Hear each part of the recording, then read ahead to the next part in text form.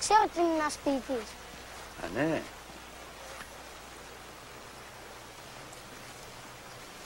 Κατάλαβα. Ήταν ένας ποιητής κάπου. Τον περασμένο αιώνα. Ποιητής σπουδαίος. Έλληνας ήταν. Αλλά μεγάλωσε και ζούσε στην Ιταλία. Μια μέρα λοιπόν έμαθε ότι οι Έλληνες που ήταν σκλαβωμένοι στους Οθωμανούς τότε πήραν τα όπλα να πολεμήσουν. Ξύπνησε τότε μέσα του η ξεχασμένη πατρίδα, τα παιδικά του χρόνια στο νησί, η μορφή της μάνας του που ζούσε ακόμα εκεί. Δεν μπορούσε να ησυχάσει. Περπάταγε και παραμιλούσε.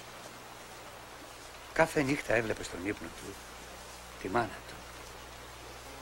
Νύφη, ντυμένη στα άσπρα, να τον καλεί.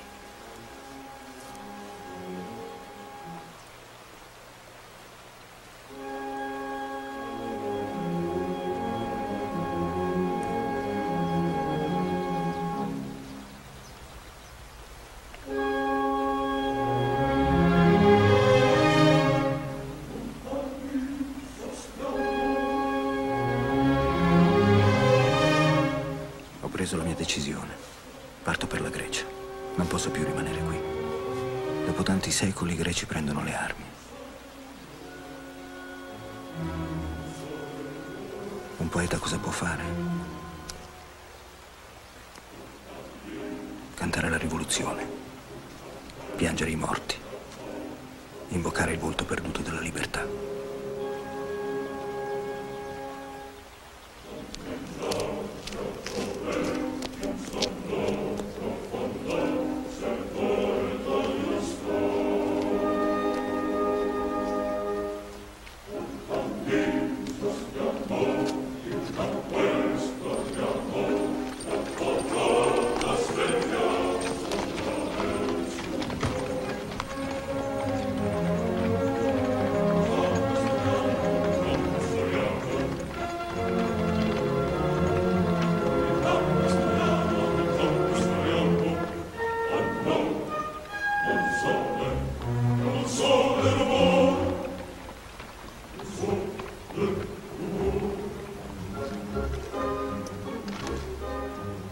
Την άλλη μέρα, με ένα καράβι από τη Βενετία, γύρισε στην Ελλάδα, στη Ζάκυνθο, στο νησί του. Ξαναβρήκε τα πρόσωπα, τα χρώματα, τις μυρωδιές, το πατρικό του. Αλλά δεν ήξερε τη γλώσσα. Ήθελε να τραγουδήσει την Επανάσταση, αλλά δεν ήξερε τη γλώσσα της μάνας του.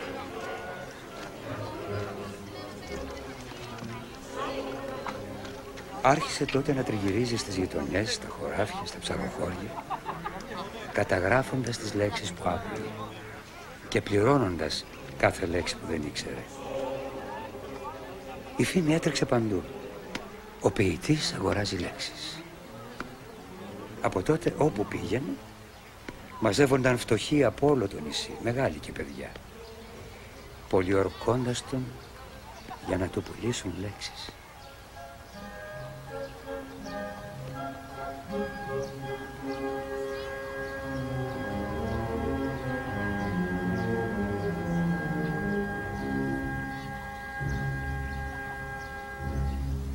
Άβυσσο.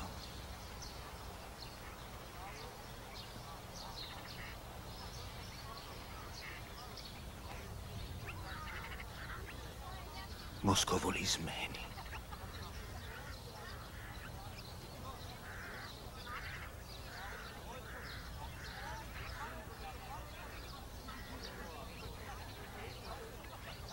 Δροσιά.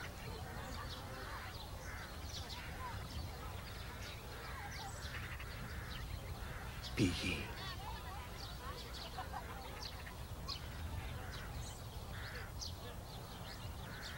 Αηδόνια.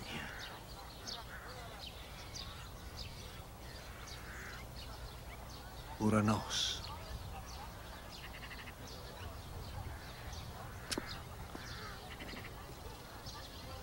Κύμα.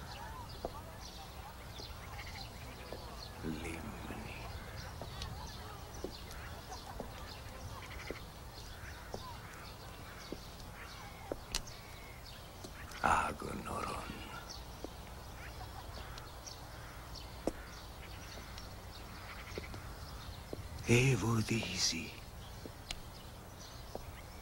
Αλλά φροίσκεται. Αλλά φροίσκεται.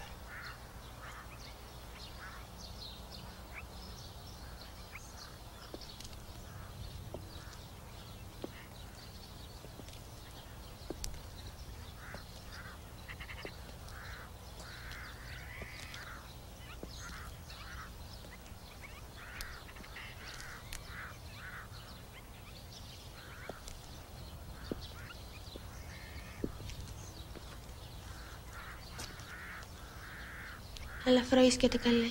Πες μου απόψε, τι είδες? Νύχτα γεμάτη θάματα, νύχτα σπαρμένη μάγια. Αλλά φροίσκιωτος.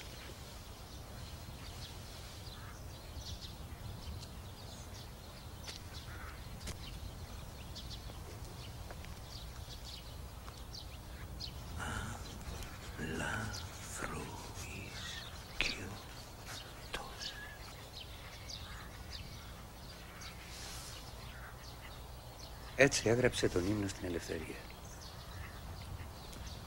Βέβαια έγραψε και άλλα ποίηματα. Και ένα μεγάλο ατέλειωτο που το ονόμασε Ελεύθερη Πολιορκημένη. Όλη την υπόλοιπη ζωή του προσπαθούσε να το τελειώσει.